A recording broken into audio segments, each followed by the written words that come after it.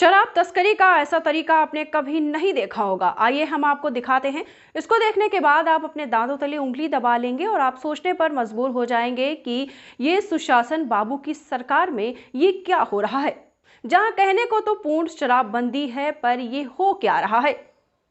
शराब तस्करी का एक ऐसा तरीका देख लीजिए। इन साहब का नाम है शहाबुद्दीन अली और यह शराब तस्करी फेरी के कपड़े बेचने की आड़ में कर रहे हैं। लगातार कहने को तो पूर्ण शराबबंदी है, लेकिन खुलेआम ये सब चीजें होती रहती हैं। पुलिस ने जब इन्हें पकड़ा तो पुलिस की भी आंखें खुली की खुली रह गईं। यह शराब तस्कर बरौली थाना क्षेत्र के बरौली बाजार में पकड़ा गया है। आपको बता दें चलें, लगातार बिहार में पूर्ण शराबबंदी के बावजूद भी ये सब कृत्य लगातार होते आ रहे हैं। बताया जाता है कि इनका नाम शहाबुद्दीन अली है और यह चंदन टोला बरौली थाना क्षेत्र के रहने वाले हैं। इनके पास से 30 लीटर 8 PM शराब बरामद की गई है, जबकि रुपए 15,000 भी जब्त किए गए हैं। तस्वीर में आप साफ तौर पर देख सकते हैं किस तरीके से कपड़ों की आड़ में ये शराब का काम कर रहे हैं। तस्वीर देखकर आपकी आंखें खुली की खुली रह जाएंगी। साफ तौर पर देखिए कि कपड़े के फेरी लगाए हुए हैं और बाइक पर बेच रहे हैं, लेकिन इसकी आड़ में ये शराब तस्करी की जा रही है।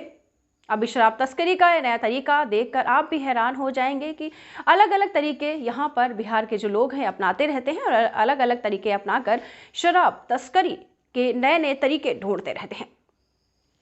यह तरीका आपने कभी नहीं देखा होगा।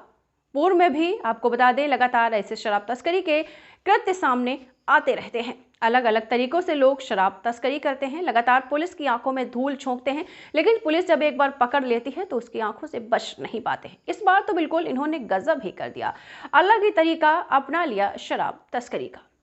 बरौली थाने की पुलिस ने जब इन्हें पकड़ा तो पुलिस की भी आंखें खुली की खुली रह गई कि आखिर ये कैसा तरीका इन लोगों ने अपनाया है। इनके पास से रुपए 15,000 कैश और बाइक जब्त की गई है और 30 लीटर और 8 PM शराब जब्त की गई है। बताया जाता है कि बरौली थाना क्षेत्र के चंदन टोला का ये रहने वाला है और शहाबुद्दीन अली इसका नाम है। इसकी गिरफ्तारी की जा चुकी है।